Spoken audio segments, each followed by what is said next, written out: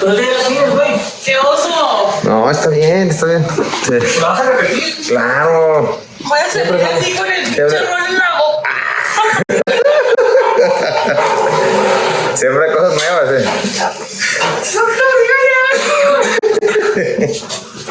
Vamos a iniciar con este tema. El tema es trastornos de potasio en paciente crítico. Esta clase es de tu canal. Está mejorado, está mejorado. Hablando de los desequilibrios hidroelectrolíticos, pues hice el comentario de que a mí me parecían los desequilibrios hidroeléctricos un tema muy importante, ya que pues muchas veces nos basamos más en la medicina basada en experiencia que en la medicina basada en evidencia. Pues, como vimos el año pasado, algunos se molestaron por eso. Controversias. Mándale saludos a mi canal. Bueno, esta es la agenda del tema que vamos a ver. Vamos a hablar de la cuestión del potasio, hipocalemia, generalidades, manifestaciones clínicas, abordaje y tratamiento, y de la hipercalemia, generalidades, manifestaciones clínicas, abordaje y tratamiento. Empezando con la mitad del potasio, vamos a hablar de la distribución del potasio en el cuerpo.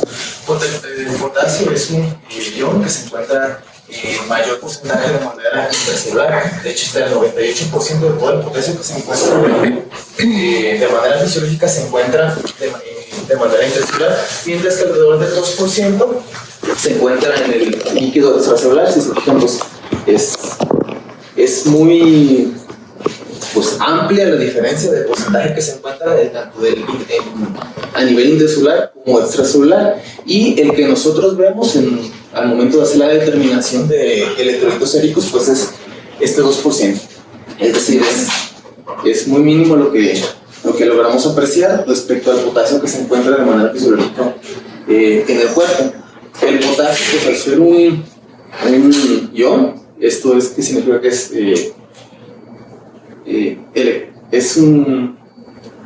electríficamente negativo, pues el nivel de potasio en el cuerpo es el que se va a encargar de determinar el voltaje celular basal. De ahí que alteraciones en este ion nos pueden llegar a ocasionar alteraciones en el potencial de acción de las células, y por eso la complicación más grave de trastornos de potasio, desequilibrios hidrolíticos de hipohipercalemia cuando están a niveles severos, pues son trastornos cardíacos, ya que nos van a causar una alteración en el inicio del potencial de acción de las células musculares, y de esto pues el más grave, bueno, lo más importante pues son las alteraciones a nivel de músculo cardíaco.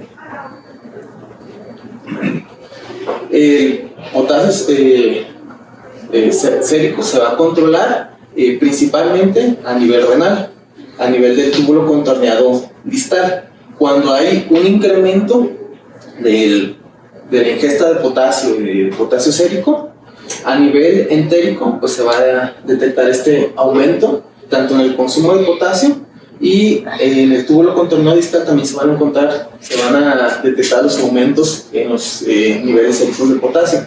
¿Qué va a ocasionar esto? Pues el aumento de potasio, tanto que se va a detectar de la ingesta en el nivel entérico como el que se va a detectar de manera sérica en el túbulo contorneado distal, nos van a ocasionar una inhibición del cotransportador sodio-cloro. Esto va a causar un aumento del sodio a nivel de la nefrona del túbulo contorneado distal, y este aumento del sodio va a estimular la producción de aldosterona, y la producción de aldosterona que va a ocasionar que se estimule el cotransportador sodio-potasio para eliminar o para sacar el sodio que se encuentra aumentado a nivel de la nefrona, y va a ocasionar una excreción de potasio, que eso es lo que se va a eliminar a través de la orina. Tenemos también que el potasio a nivel sérico va a tener un ciclo circadiano, es decir, tanto la producción, el nivel de excreción de potasio se va a encontrar con alteración, con variaciones dependiendo de la hora. Esto significa que durante el día la nefrona va a tener una excreción mayor de potasio que la que se encuentra en la noche. Esto es de manera fisiológica para a fin de aumentar la secreción de potasio a nivel renal por el consumo regular que tenemos de los electrolíticos durante el alimento. De ahí que durante la noche la excreción de potasio se va a encontrar disminuida. Entonces, si en cualquier paciente como el de nosotros hacemos una medición de electrolitos séricos durante la mañana o durante el día y durante la noche, vamos a encontrar una ligera variación, que en realidad la variación va a ser mínima, probablemente no sea perceptible porque, como comentamos, la mayoría del potasio se va a encontrar de manera intracelular.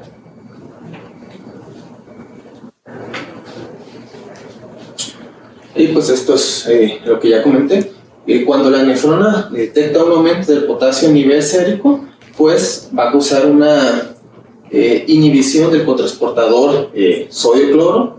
Va a haber un aumento del sodio a nivel de la nefrona, se va a estimular la aldosterona va a estimular el cotransportador sodio-potasio para absorber el sodio que se encuentra aumentado a nivel del túbulo contorneado distal y va a ocasionar a su vez pues, un aumento en la excreción de potasio para regular el potasio sérico que se encuentra de manera fisiológica. Y pues la paradoja de la aldosterona. Como ya comenté, la aldosterona al estimularse por hipercalemia pues nos va a ocasionar un aumento de la excreción de potasio y una retención de sodio. Esto cuando es estimulado por hipercalemia, pero tenemos que la aldosterona pues no únicamente se va a estimular por hipercalemia, también se va a estimular por otros procesos patológicos, como por ejemplo la hipovolemia. Durante la hipovolemia también va a haber una estimulación de la aldosterona, pero también va a haber una estimulación de la angiotensina 2. La diferencia de aquí va a ser esta estimulación de la angiotensina 2, ya que aquí por un aumento del potasio sérico, pues la angiotensina 2 se va a inhibir y pues esto también va a causar la inhibición del cotransportador sodio-cloro, mientras que una hipovolemia va a pasar lo contrario. La angiotensina 2 se va a estimular y en vez de inhibir el cotransportador sodio-cloro lo va a estimular. Entonces va a haber una reabsorción de sodio en lugar de un aumento a nivel de la nefrona. Y esta reabsorción de sodio pues va a ocasionar que el cotransportador sodio-potasio pues, no se logre estimular y aquí no va a haber un aumento de la secreción de potasio, al contrario, se va a inhibir. De aquí de la paradoja de aldosterona, que puede causar tanto un aumento como una inhibición de la secreción de potasio dependiendo de cuál sea el mecanismo fisiopatológico que lo estimule. Y pues los receptores de potasio. El desplazamiento celular de potasio pues va a estar llevado a cabo por varios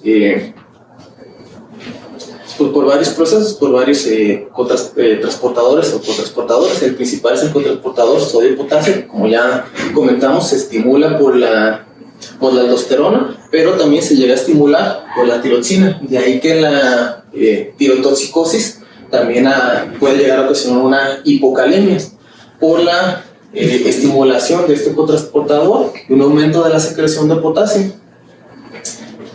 Pues el transportador de sodio, que también se va a estimular, porque aparte de estimularse por aldosterona, también se puede estimular por el receptor de insulina. De ahí que una medida antihipercalémica temporal son las soluciones polarizantes, por la estimulación de este receptor de insulina que va a estimular este transportador de sodio. Va a haber un aumento del sodio intracelular, lo cual va a ocasionar la estimulación del cotransportador sodio-potasio, y pues esto nos puede ayudar como una medida temporal para reducir el potasio sérico, ya que va a causar una introducción del potasio sérico al potasio intracelular. También receptores de catecolaminas también pueden ocasionar tanto inhibición como estimulación del cotransportador sodio-potasio. De ahí también los beta-2 agonistas, que también pueden llegar a ocasionar esta estimulación del cotransportador sodio-potasio, que lo cual nos va a llevar a una introducción del potasio sérico o extracelular al potasio a líquido intracelular. Esto pues por los diferentes receptores que van a estimular o inhibir los diferentes cotransportadores en los cuales interviene el potasio, o el desplazamiento del potasio del líquido extracelular al líquido intracelular o viceversa.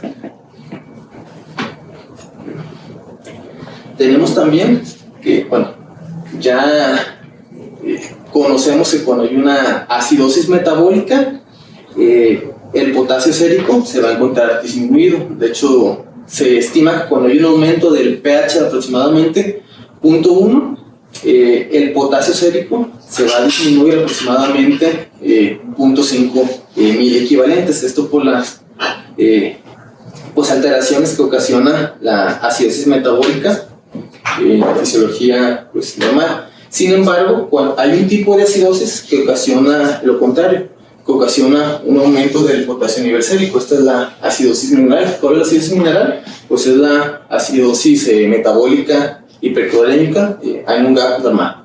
Esta no nos va a ocasionar una disminución del potasio sérico, esta nos va a ocasionar lo contrario, nos puede llegar a ocasionar un aumento. Porque al haber una acidosis metabólica hiperclorémica, pues a nivel de líquido extracelular va a haber un aumento del cloro. Este aumento del cloro va a ocasionar que se estimule el cotransportador. Va a ocasionar que haya un aumento de la introducción del cloro del líquido extracelular al cloro intracelular. Y al haber una introducción del cloro al líquido intracelular va a ocasionar que se estimule el cotransportador de cloro y va a ocasionar, pues, como respuesta fisiológica para que salga el cloro del líquido intracelular al líquido extracelular, y como funciona como un cotransportador, también va a haber una salida del potasio del líquido intracelular al líquido extracelular. De ahí que esta acidez metabólica hiperclorémica con un gas normal nos puede llevar a ocasionar un aumento del potasio a nivel sérico, a diferencia de la acidosis metabólica pues, orgánica, que regularmente no nos va a ocasionar modificaciones en el pH, pero cuando es una acidez significativa nos puede llevar a ocasionar incluso lo contrario, la disminución del pH del potasio a nivel sérico, que esto es lo normal. Pero si nuestro paciente tiene una acidez metabólica hiperclorémica con un gas reducido, pues la respuesta fisiológica va a ser la contraria. Hablando del potencial de acción, pues ya todos conocemos el potencial de acción, cómo esta es la base fisiológica de la contracción de las células musculares y de las células musculares cardíacas. Pues alteraciones en el potasio a nivel sérico nos pueden llegar a ocasionar unas alteraciones en el inicio del potencial de acción de las células musculares.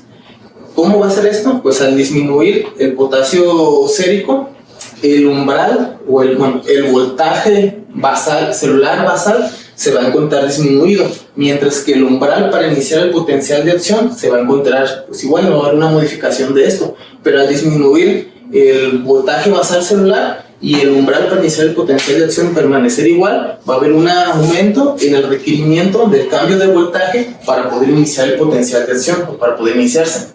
Mientras que en la hipercalemia pasa lo contrario. Al haber una hipercalemia, el voltaje basal celular se aumenta, mientras que el umbral para el inicio del potencial de acción se permanece igual, y esto va a ocasionar que pues, el cambio en el voltaje para poder iniciar un potencial de acción se va a encontrar reducido.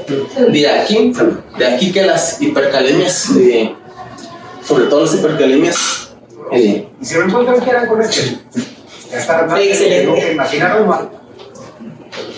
de aquí que las hipercalemias pues, nos pueden llegar a ocasionar pues, alteraciones a niveles musculares, pero la alteración más importante, sobre todo en los pacientes críticos, son las alteraciones a niveles cardíacos con pues, problemas pues, de contracción del músculo cardíaco. Ahora iniciando con las patologías como tal, vamos a iniciar con la hipocalemia. La hipocalemia se define cuando hay una disminución de la concentración sérica de potasio menor a 3.5 mil equivalentes. y se puede clasificar como leve, moderada y severa. Leve con el potasio está de 3 a 3.4 miliequivalentes, moderada de 2.5 a 2.9 y severa menor a 2.5.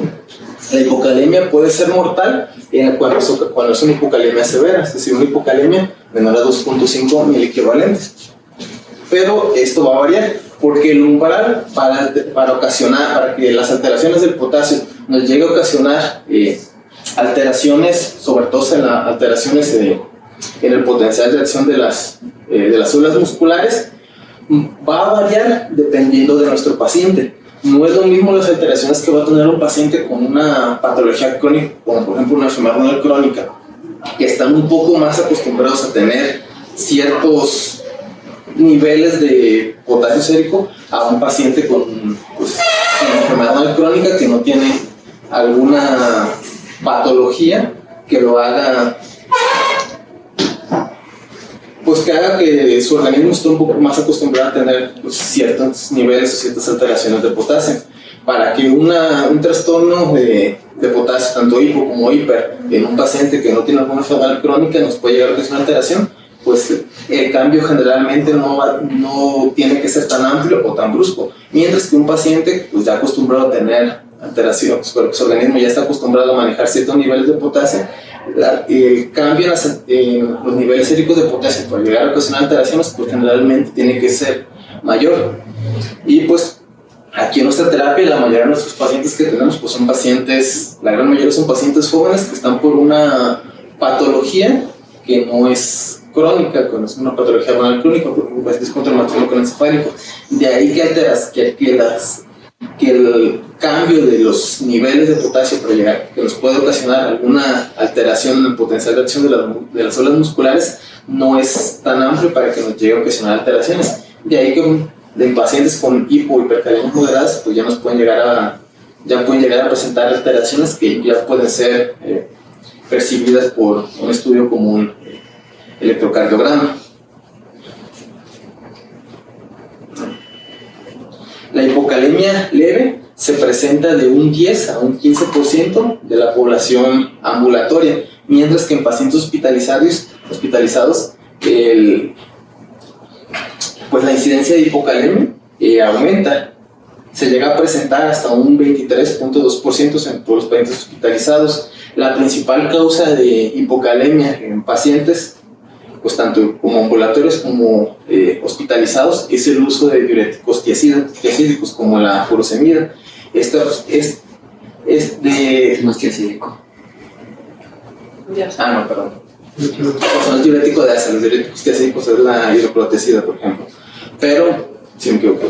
Pero el uso de diuréticos tiacídicos como la hidroclorotiazida pues es la que más comúnmente llega a causar hipocalemia en pacientes ambulatorios como pacientes hospitalizados. De los pacientes con hipocalemia, hasta un 19% que presentan hipocalemia es secundario al uso de este tipo de diuréticos tiacídicos. Las principales causas de hipocalemia son pérdidas anormales, desplazamiento transcelular, es decir, movimiento de potasio de líquido extracelular a líquido intracelular, que pues, puede ser secundario a patologías como una tirotoxicosis, hasta por el mismo consumo o aplicación de ciertos medicamentos, una ingesta inadecuada o una pseudohipocalemia. ¿Qué es la pseudohipocalemia? La pseudohipocalemia es las alteraciones en el potasio séricos que se encuentran por una mala toma de las muestras sanguíneas, por un torniquete que dura demasiado tiempo, o por cuando las células, los eritrocitos se deslizan por una incorrecta toma de las muestras sanguíneas. Las hipocalemias transitorias generalmente se deben al recambio celular, y las hipocalemias sostenidas generalmente son por pérdidas excesivas o por una ingesta inadecuada. Esto pues principalmente en pacientes ambulatorios. Pacientes hospitalizados, pues la principal causa de hipocalemia son pues medicamentosas, bueno, tanto por pérdidas anormales como por diuréticos, como también puede llegar por las ingestas inadecuadas por pacientes que tenemos con ayunos prolongados. Y pues estas son las principales causas que nos pueden ocasionar hipocalemia por cada uno de estos mecanismos.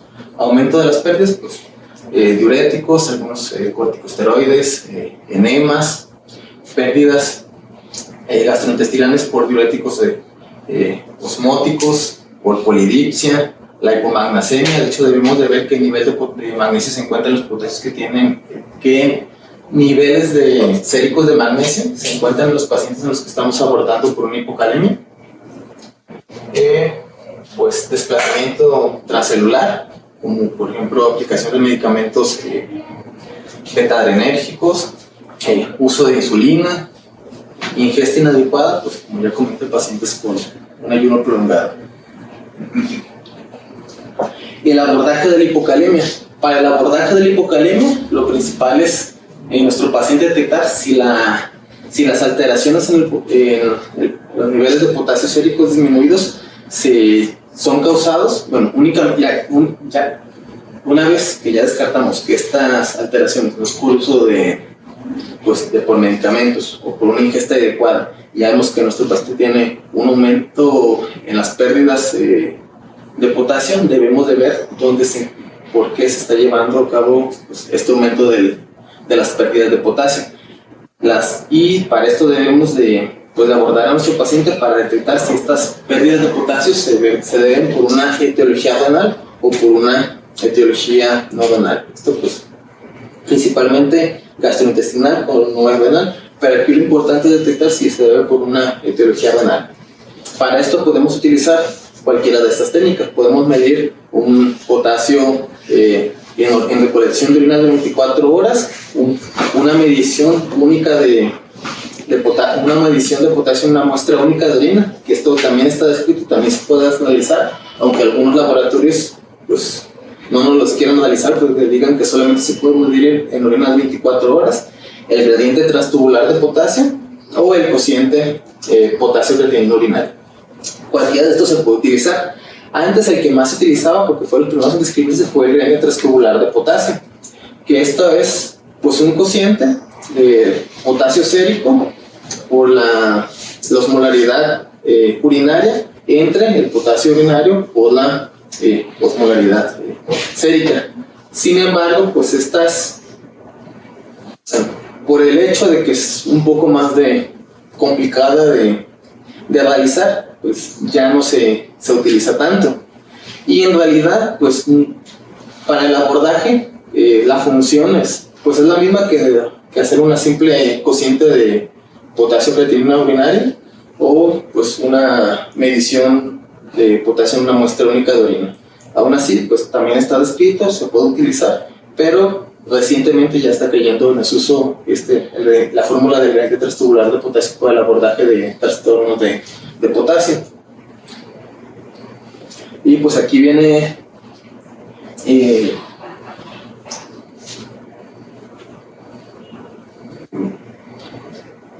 umbral para que, dependiendo de la fórmula que utilicemos, iniciemos el abordaje para ver si la patología que nos causa la hipocalemia en nuestros pacientes es por pérdida renal o por pérdida no renal.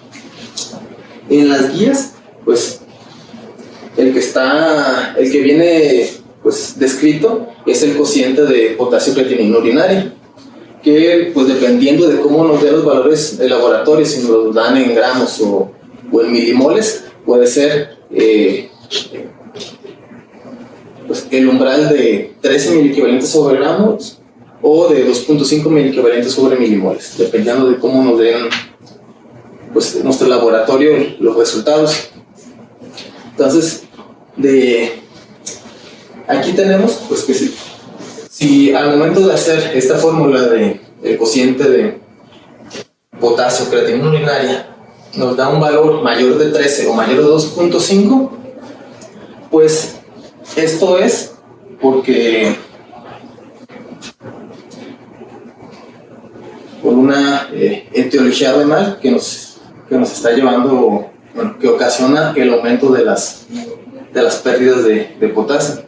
Mientras que si es menor a 13 o 2.5 miliequivalentes sobre milimoles, nos habla de una etiología no renal o extrarrenal. De esto, pues la principal va a ser pérdidas gastrointestinales.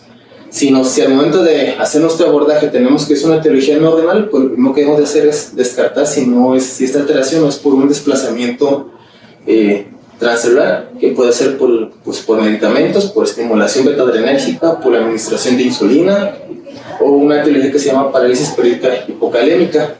Si ya descartamos esto, pues la principal causa pues son pérdidas gastrointestinales. De aquí, diarrea. Ver si nuestro paciente no tiene diarrea y que esto sea lo que nos está ocasionando la etiología no renal de la hipocalemia. Si ya vemos que la etiología es una etiología renal, pues aquí se continúa el abordaje. ¿Cómo vamos a continuar el abordaje? Pues debemos de evaluar a nuestro paciente si tiene alteraciones en la volemia o alteraciones en la presión arterial.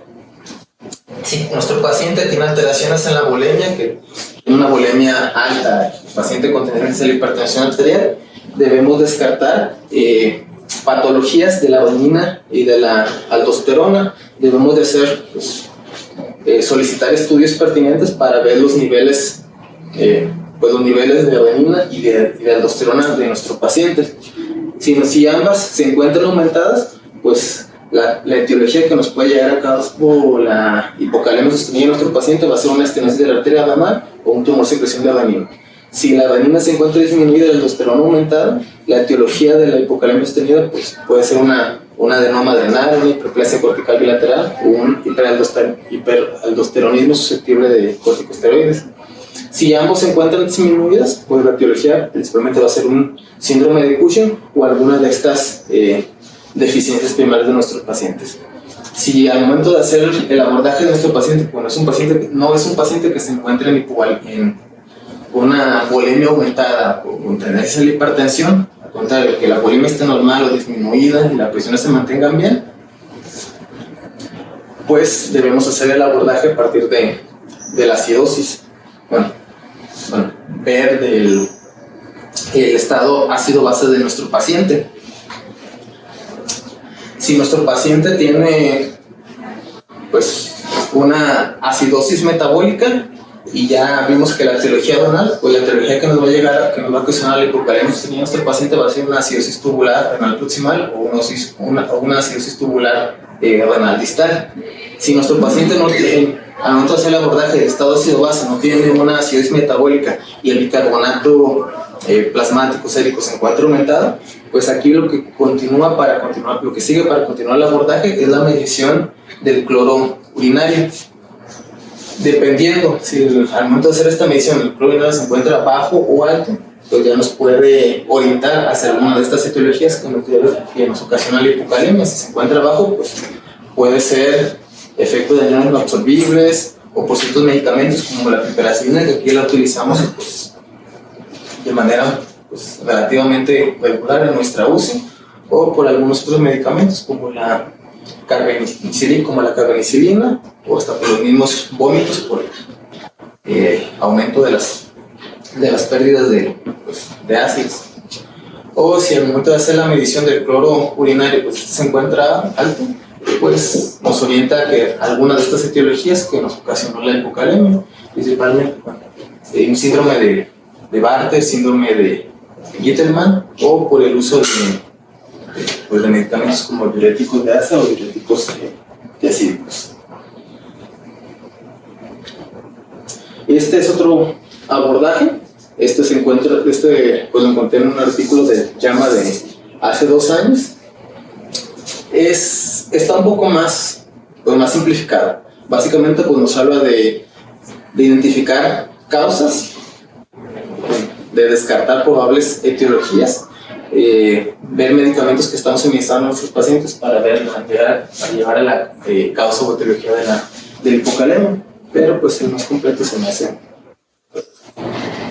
Ahora, manifestaciones clínicas de la hipocalemia. Pues al ser el potasio pues el principal ion para que nos determina el voltaje celular en reposo, pues alteraciones estas nos van a ocasionar principalmente alteraciones en el inicio de potencial de acción principalmente de las células musculares. De ahí que al tener hipocalemia pues podemos encontrar debilidad muscular, con una hipocalemia más severa, arritmias cardíacas, con las alteraciones electrocardiográficas de depresión del segmento ST, aplanamiento de la onda T, aparición de ondas U y prolongación del QT. Estas son las alteraciones progresivas que podemos encontrar electrocardiográficamente en un paciente con hipocalemia severa. También pues nos puede llegar a ocasionar pues, aumento de la presión sanguínea, aumento de la producción de amonio, alteraciones en la absorción de bicarbonato, pero las principales pues, van a ser alteraciones musculares y alteraciones cardíacas con sus consiguientes alteraciones electrocardiográficas. Y pues antes de hacer una reposición de potasio debemos identificar la causa de lo que le llevó a cabo, identificar un posible déficit concomitante de magnesio en pacientes con una hipocalemia leve y asintomáticos, pues causar la causa y no hacer la reposición nada más. Y en el resto, pues ahora sí, tratar la causa y hacer reposición de potasio. Esta es una fórmula que vamos a encontrar pues, en algunos libros pues, ya viejitos, como en las ediciones previas del libro clásico de cirugía, todavía menciona esta fórmula para el cálculo del déficit de potasio. Sin embargo, pues esta fórmula para el cálculo del déficit de potasio pues es imprecisa y actualmente pues, ya no se utiliza. Ya al momento de hacer una reposición de potasio no es necesario pues, hacer el cálculo del déficit de potasio para poder ver cuánto le vamos a administrar. Es una fórmula imprecisa porque, pues, como ya comentamos al principio, pues, el gran porcentaje del potasio sérico se encuentra en el líquido intracelular y no en el líquido extracelular. Lo que sí es necesario saber pues, es el requerimiento diario de potasio, 0.8 mil equivalentes kilogramos de 10. Y ahí, pues que pacientes que tengamos en ayuno prolongado y que no estamos cubriendo los requerimientos diarios, por ejemplo, una solución basal en la cual pues, ya nosotros estamos administrando el requerimiento diario de potasio, pues, son pacientes con aumento de riesgo de llegar a desarrollar hipocalemia. El tratamiento, pues el tratamiento puede ser por reposición oral o por reposición intravenosa. Por reposición oral tenemos las tabletas de sales de potasio que contienen 10.000 equivalentes de potasio. Esta reposición es segura y eficaz y se puede dosificar para administrar de 100 a 150 mil equivalentes día. Efectos adversos para principales irritación gástricas. Hay unas fórmulas que son de sales de potasio que son fórmulas microencapsuladas que estas tienen mejor tolerancia. Las que no son estas formas microencapsuladas pues llegan a causar de manera más regular irritación gástrica. Y tenemos también la reposición intravenosa, que están dependiendo de la vía de administración, si es periférica o central, pues debemos de ver la velocidad a la cual estamos administrando la infusión de potasio. Si es una vía periférica, la velocidad de infusión es hasta 10.000 equivalentes hora, y si es una vía central, 20.000 equivalentes hora. En el caso de una hipocalemia severa, podemos aumentar esta velocidad de hasta 40.000 equivalentes hora, pero solamente una hipocalemia severa. No hay razón para que una hipocalemia leve, moderada, asintomática o que no tiene alteraciones electrocardiográficas hacer una reposición con una velocidad aumentada. Pues únicamente vamos a aumentar el riesgo y no hay una mejoría. Si tiene hipocalemia severa, en un paciente que ya estamos viendo cambios electrocardiográficos y tenemos una vía central, sí podemos aumentar la velocidad de infusión. Si no, no es necesario. El máximo que podemos hacer de reposición de potasio por intravenosa en un día son 400 mil equivalentes.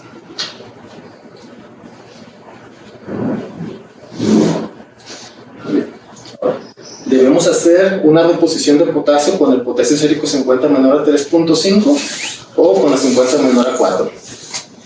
Esto porque todavía pues hay pues algunos médicos que están un poquito desactualizados que quieren llevar a nuestro paciente a promedios, que te dicen tiene que llevar exactamente el promedio de todo. Si tu paciente tiene 3.6, 3.7, tienes que hacer la reposición a fin de llevarlo a 4 milimoles litros de nivel sérico.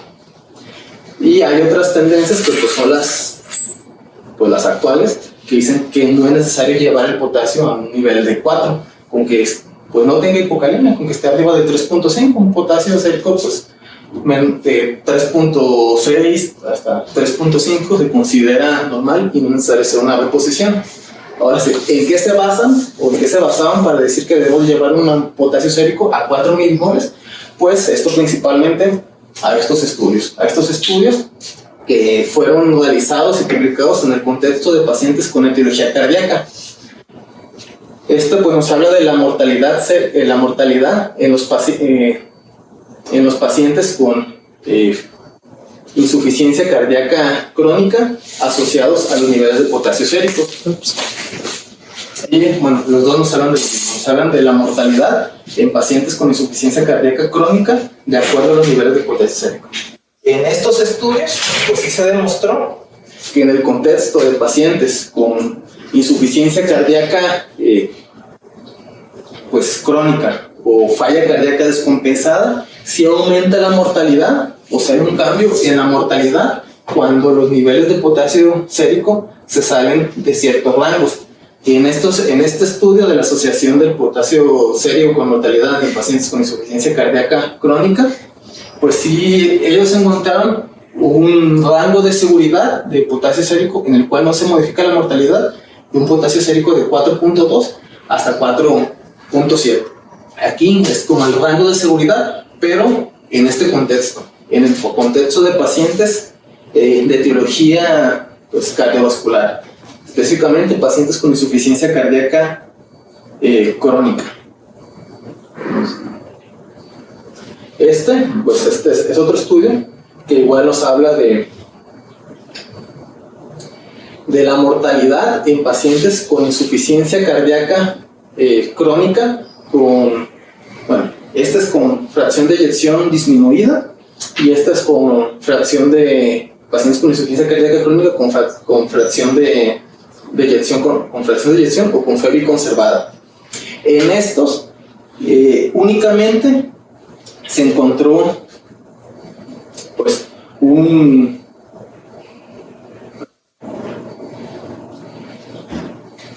aumento en la mortalidad en pacientes que tienen una hipocalemia menor de 4, pero asociada con una enfermedad renal crónica. Es decir, pacientes hasta con insuficiencia cardíaca de FEBI preservada, que no tienen enfermedad renal crónica, no hay un cambio en la mortalidad al mantener niveles séricos de potasio de 3.5, 3.6, 3.7, comparados con los que tienen un potasio sérico de 4, 4.2. Entonces, pues, ¿cuáles son los pacientes que se deben de llevar con un nivel estricto de potasio sérico de 4.2 a 4.7? Pues pacientes con insuficiencia cardíaca crónica de FEBI reducida. Si no está en este contexto, no hay una mejoría o no hay una evidencia pues, de que ayudemos a nuestros pacientes de llevarlo a un nivel estricto de potasio de 4. Todo lo contrario. Este es un estudio publicado en el año 2019 en Alemania, en el cual se incluyeron fue llevado a cabo desde el año 2006 hasta el año 2018, es decir, 12 años. En esta se incluyeron 53.248 pacientes tratados en las unidades de cuidados intensivos de un hospital de Berlín. Y en esta se incluyeron pues, pacientes con hipocalemia y se asoció la mortalidad de estos pacientes críticos de los niveles séricos de potasio, la variabilidad de potasio y la suplementación de potasio en estos pacientes con alteraciones de potasio. ¿Y qué encontraron ellos? Pues que no hay un aumento en la mortalidad de tener un paciente con un potasio de 3.5 a 4 comparado con un paciente de 4 a 4.5. De hecho, ellos encontraron que la menor mortalidad se encontraba en los pacientes que mantenían un nivel de potasio sérico mayor de 3.5 hasta 4. Este es el grupo donde la mortalidad se encontraba más disminuida y la mortalidad más alta, pues obviamente en hipercalemia severa. Pero aquí lo importante, pues es el análisis de la variabilidad de potasio. Es decir, qué tanto se modificaba la mortalidad con las modificaciones en agudas de potasio. Y ellos encontraron que pues a mayor desviación estándar de cambios en los niveles de potasio sérico, la mortalidad aumentaba. Pues aquí se encuentra el aumento de la mortalidad dependiendo de la variabilidad de las desviaciones estándar del potasio sérico. Cuando hay una variabilidad o un cambio mayor de una desviación estándar, pues se llega a aumentar la mortalidad hasta el 5%. Cuando es mayor de 2 desviaciones estándar, 4.9, mayor de 3 desviaciones estándar, hasta 16.6, con una P significativa. Y aquí nos habla en esta gráfica nos habla de las modificaciones en la mortalidad dependiendo de los cambios de desviaciones estándar en los niveles séricos de potasio, asociados también a el potasio sérico basal que tenían los pacientes. Es decir, mientras mayor sea la variabilidad o el cambio de potasio sérico en los pacientes, aumentaba la mortalidad. Entonces, pues si tenemos un paciente con un potasio que va desde 3.5 hasta 4, no hay necesidad de hacer una reposición en aguda para llevarlo a un promedio de 4 o de 4.2. Al contrario, si nosotros hacemos cambios que ocasionen la variabilidad en el potasio de nuestro paciente, pues únicamente estamos modificando la mortalidad. Esto sí fue llevado como en pacientes críticamente enfermos que no estaban en el contexto de patología cardiovascular. Y de hecho en la discusión de este artículo pues sí se comenta de que una práctica regular en las unidades de cuidados intensivos pues es la suplementación o la reposición de potasio en pacientes aun cuando no lo requieren, cuando están dentro del rango normal, que se puede considerar de arriba de 3.5 hasta 4. Entonces, conclusión, pues no hay mejoría en hacer una reposición de potasio en un paciente que se encuentra con un potasio sérico normal, pues no hay necesidad de llevarlo a un rango promedio de 4. Pues, no ayudamos a nuestro paciente y nada más podemos llegar a modificar su mortalidad. Bueno, hasta aquí concluimos pues, lo referente a la hipocalemia. Ahora hablando de la hipercalemia. La hipercalemia generalmente se define cuando hay una concentración sérica de potasio sérico arriba de 5.5 miliequivalentes. Dependiendo de dónde lo lean, pueden encontrar que hay quienes consideran una hipercalemia arriba de 5 miliequivalentes. Lo más aceptado pues es arriba de 5.5 y también lo clasifican en leve, moderado y severo de 5.5 a 5.9, de 6 a 6.4 y arriba de 6.5 o más ya se considera como una hipercalemia severa. La hipercalemia, a diferencia de la hipocalemia, pues es más infrecuente. En un paciente ambulatorio pues no va a ser tan común que encontremos una hipercalemia al momento de hacer una evaluación de electrolitos séricos, a menos que sea en un contexto de un paciente con patología renal, una enfermedad renal crónica. La prevalencia más alta de hipercalemia pues se va a encontrar en pacientes con enfermedad renal crónica en estadios arriba de 3. También en pacientes con estadio 5, pero aquí, bueno, es más común en pacientes en estadios 3 y 4, porque pacientes con estadio 5 pues se supone que ya se encuentran en tratamiento de sustitución renal. También en pacientes con diabetes, con insuficiencia cardíaca, enfermedad arterial coronaria y en cualquier combinación de estos comórbidos pues va a ser común encontrar la hipercalemia. Y bueno, ya en enfermedad crónica terminal pues la prevalencia puede aumentar hasta arriba del 50%, pero esto sobre todo en los pacientes que no tienen un control adecuado de la terapia de sustitución renal. ¿Cuáles son las causas de la hipercalemia? Pues muy similares a las causas de la hipocalemia, de alteraciones en la excreción, nada más que aquí se va a encontrar una excreción disminuida, desplazamiento intracelular, una ingesta aumentada, principalmente en pacientes con patología renal, y la pseudohipercalemia. Y pues lo principal va a ser aumento del potasio extracelular.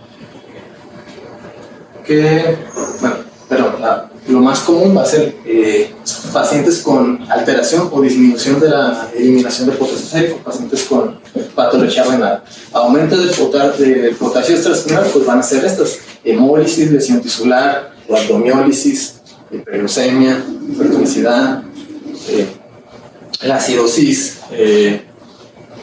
metabólica, hiperclorémica en un gas reducido también, en un gas normal también nos puede llegar a ocasionar.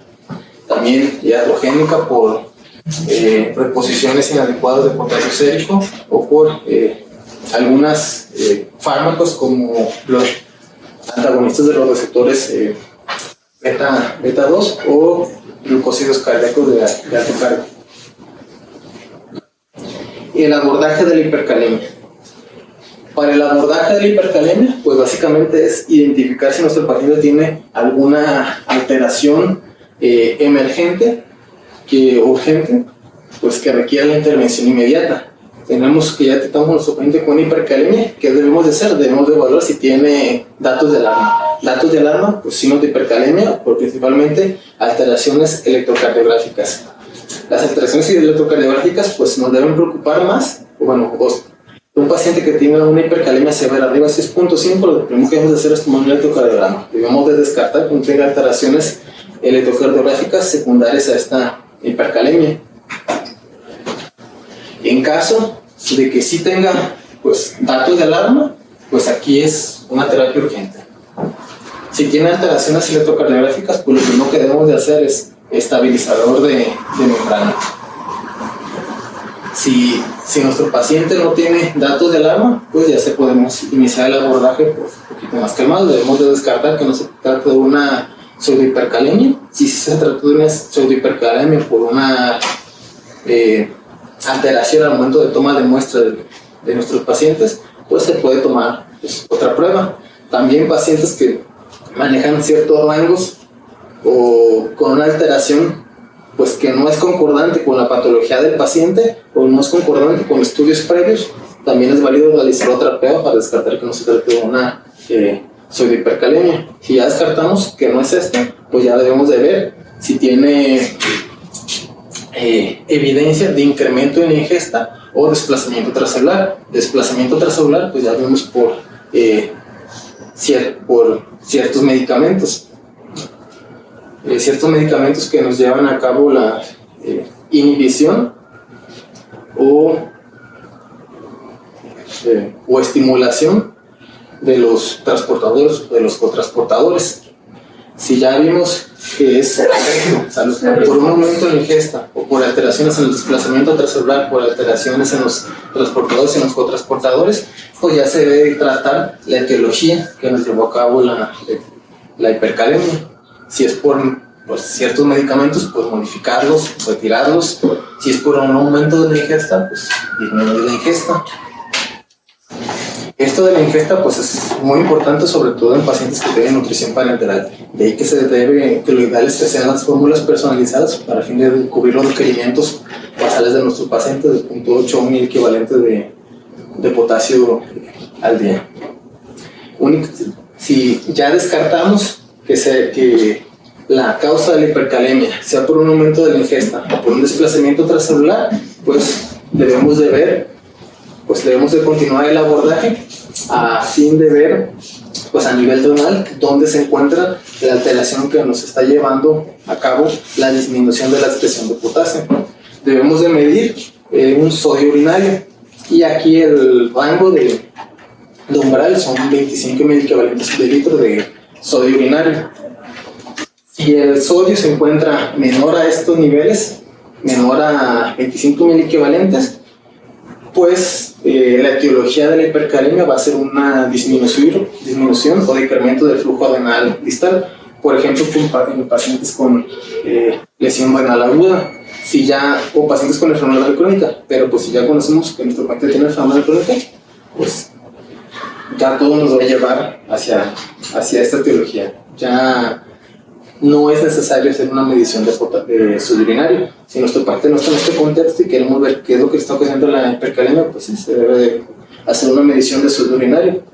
Y si se encuentra disminuido, lesión renal aguda, insuficiencia cardíaca congestiva, cirrosis o enfermedad renal crónica.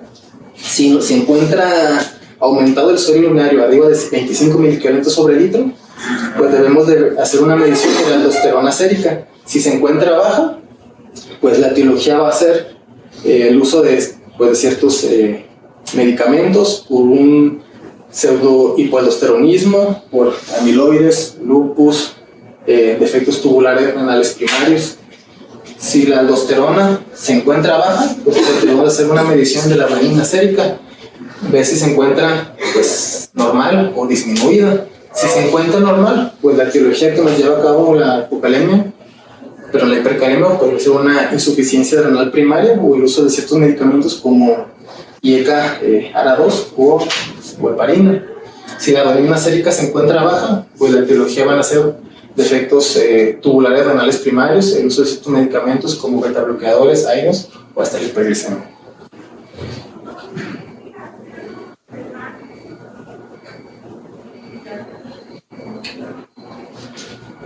Pues manifestaciones clínicas. Como ya comenté, si nuestro paciente tiene una hipercalemia, lo primero que se tiene que hacer es hacer la evaluación de los datos de riesgo o los datos de alarma.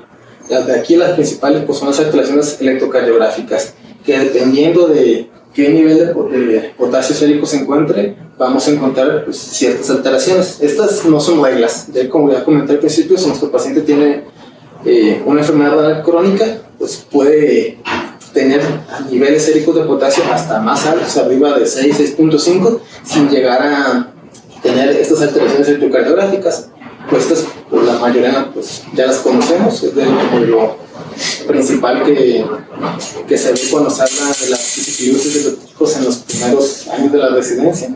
Pues lo principal que debemos de evaluar si nuestro paciente tiene es acuminadas, liposis simétricas, pues mientras se va aumentando la onda P, el voltaje se va asimilando al complejo QRS, después desaparece la onda P, la onda R se prolonga, pues estas son las alteraciones que vamos a encontrar. Otras alteraciones, como son alteraciones electrocardiográficas, debilidad y parestesias.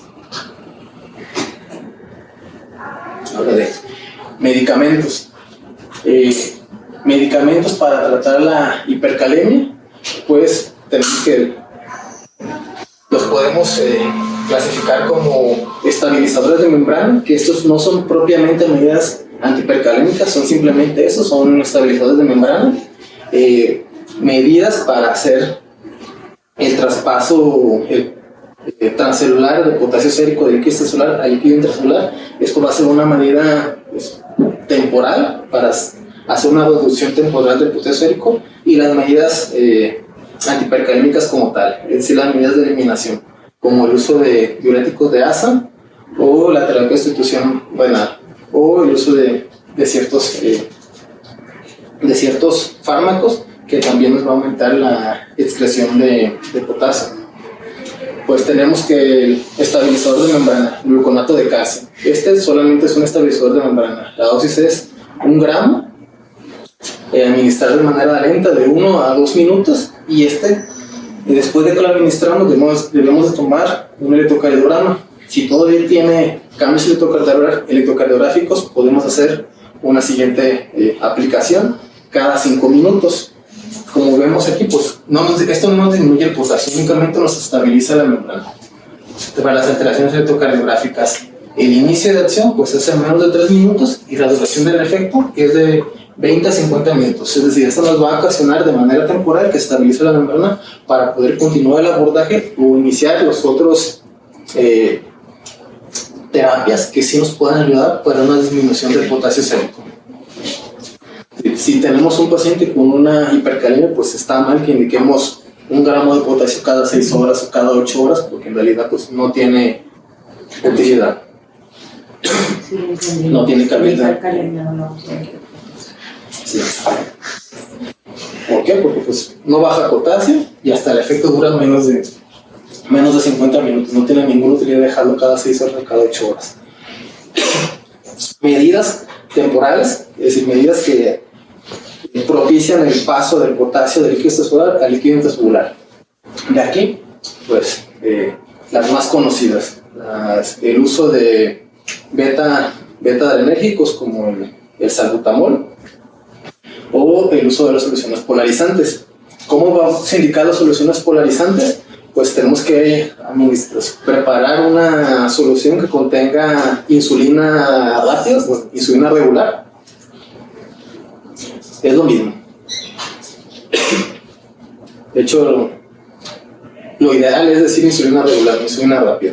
Bueno, la dosis es 0.1 unidades por cada kilogramo de peso, máximo 10 unidades de insulina. Estos se deben de administrar en una solución glucosada al 50%, o una solución que contenga de 25 a 50 gramos de dextrosa. Pues unas 50 mililitros de solución glucosada al 50%, pues ya tienen 50 gramos de dextrosa. Entonces está bien indicar solución glucosada al 50%, que ya tiene 25 gramos de glucosa, con insulina rápida, 0.1 unidades por cada kilogramo de peso de nuestro paciente. Esta medida nos va a hacer una reducción temporal de potasio sérico de 0.6 a 1.2 miliequivalentes posterior a una hora de administrado. El inicio, bueno, a la hora, esto es lo máximo que nos va a aumentar. Esto es el pico de reducción, de 0.6 a 0.2. ¿Cuándo va a empezar a hacer el efecto? Posterior a 15 minutos. ¿Y cuánto es lo esperado que nos dure el efecto de la reducción temporal de potasio por las soluciones polarizantes? Hasta 4 horas. Beta-adrenérgicos, salbutamol, que puede ser IV o nebulizado. Para que sea el salbutamol nebulizado debemos de nebulizar de 10 a 20 miligramos de salbutamol. Y estas nebulizaciones se pueden repetir hasta 8 veces en 120 minutos, es decir, en 2 horas. Podemos nebulizar hasta 4 veces por hora con este preparado nebulizador para hacer una reducción del potasio. ¿Cuánto nos va a reducir? Se espera que nos reduzca de 0.53 a 0.98, y este efecto va a empezar posterior a 30 minutos de que iniciamos la nebulización. ¿Y cuánto tiempo nos va a durar este efecto? Aproximadamente 90 minutos. La solución para nebulizar, pues el salbutamol son 5 miligramos por mililitro, es decir, debemos de nebulizar de 2 a 4 mililitros en cada tiempo, 2 a 4 mililitros cada 15 minutos, porque pueden ser hasta 8 veces en 2 horas. Entonces debemos hacer esta repetición cada 15 minutos durante 2 horas, de 2 a 4 mililitros.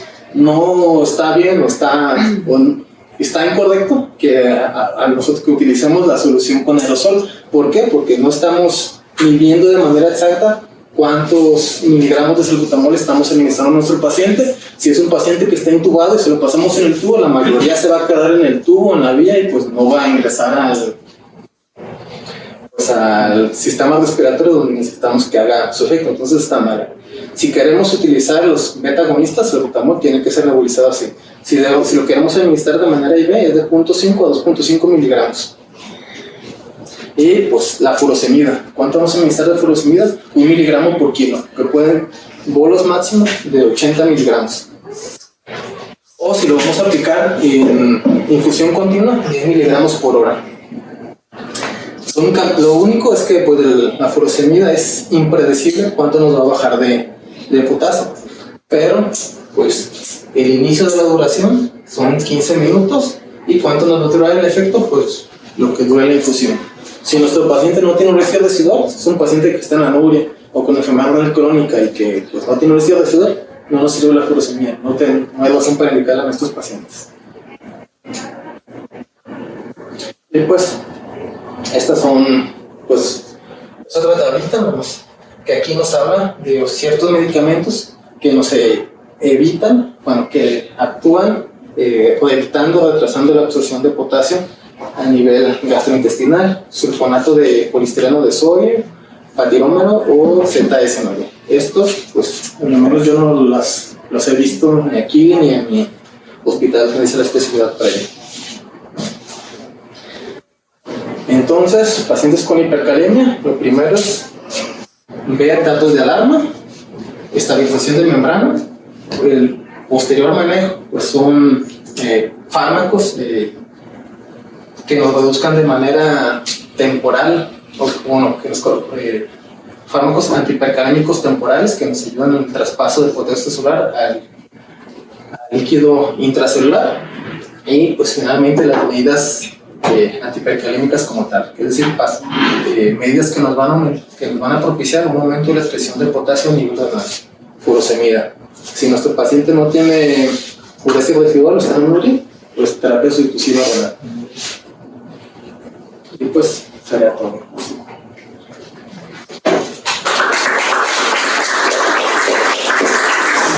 Excelente. Dudas, preguntas.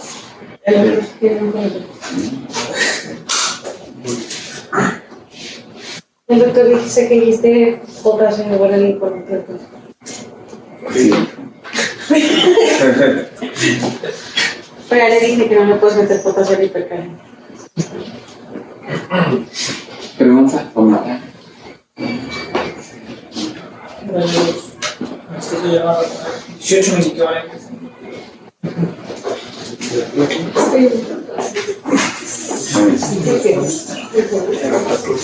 Ay, estaba sometida, pues.